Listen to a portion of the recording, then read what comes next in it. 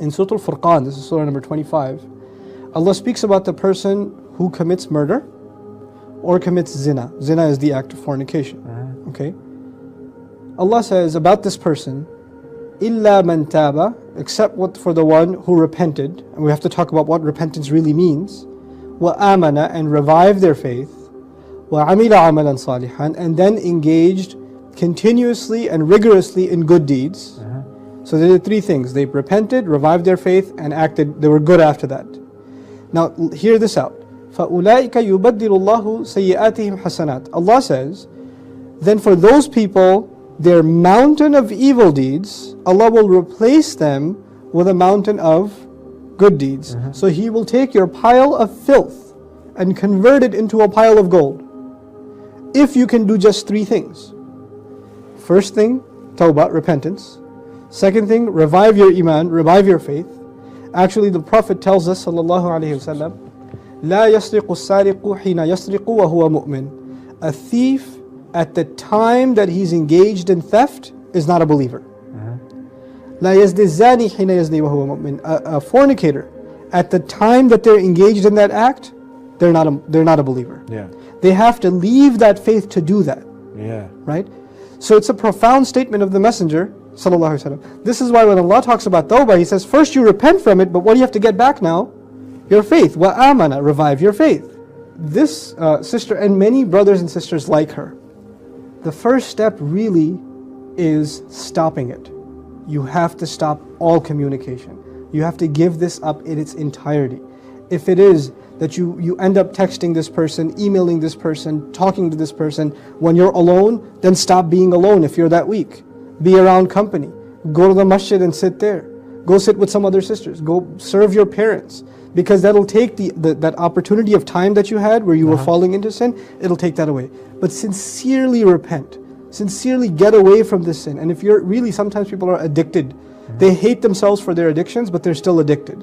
Drug addicts, sometimes they hate drugs, but they still take them. And then they hate themselves more for it. So the best thing to do is actually get out of that cycle. Right? So get out of those times and places and opportunities that trigger this behavior.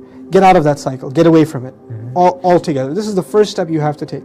The reason you're drawn to this person is this is the first person that you actually emotionally attach yourself to. Yeah. And Allah made women exceptionally loving and compassionate and attached. So this is it's a strength that Allah gave women, but if it's used incorrectly or if it's misused, it becomes a weakness. And in your case, it's a weakness. So the men prey off this. The men prey off of that compassion. They'll be nice and kind and flowery words, and they will throw words that have emotional meaning, but they don't mean them because they only have one agenda, fulfilling their desire. Yeah. And when that agenda is fulfilled, she's nothing more than a piece of meat to him that's used. Go get lost. I don't love you anymore. I'd rather marry a Sikh girl, etc., etc. Yeah. So.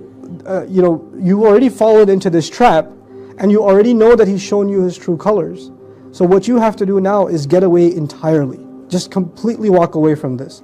Make tawbah. Spend your time in learning about your religion.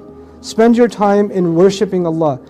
I know you've cried a lot, but you need to cry not because you're sad over that guy. You need to cry begging Allah to forgive you. You need to shed sincere tears. There's not enough tears you can shed when begging Allah for forgiveness. Allah loves nothing more than the sincere tears that the slave of Allah sheds in begging forgiveness of Him. These are precious to Allah subhanahu wa ta'ala. Allah speaks about the people of taqwa. It's really, I was baffled by this passage in Al-Imran. He speaks about the people who enter paradise. He speaks about their good characteristics, but we're not here to talk about the good characteristics. In that same passage He says, وَالَّذِينَ إِذَا فَعَلُوا فَاحِشَةً. Whenever these people committed an act of shamelessness, they looked at something they shouldn't have, they touched something they shouldn't have, they went somewhere they shouldn't have, that was shamelessness. They gave in to their seduction, their desires, right? These people, Allah says, as soon as they أَوْ ظَلَمُوا أَنفُسَهُمْ, or they wronged themselves in any other way, what's the first thing they did? ذَكَرُوا اللَّهَ. They immediately remembered Allah. Immediately, the first thing was remembering Allah. Now think about this. When we disobey Allah, how easy is it to remember Allah at that time? Like if somebody's stealing, would they want to remember Allah at that time? No. When somebody's looking at something haram, would they want to say Allahu Akbar or Astaghfirullah at that time? No. They're so ashamed of their behavior, they don't even want to mention Allah. Right? So what Allah is asking you to do, what is commanding, the people of Jannah are people who do make mistakes. But as soon as they fall into a trap, immediately they remember Allah. Then they ask Allah to forgive their sin, sincerely ask to forgive their sin.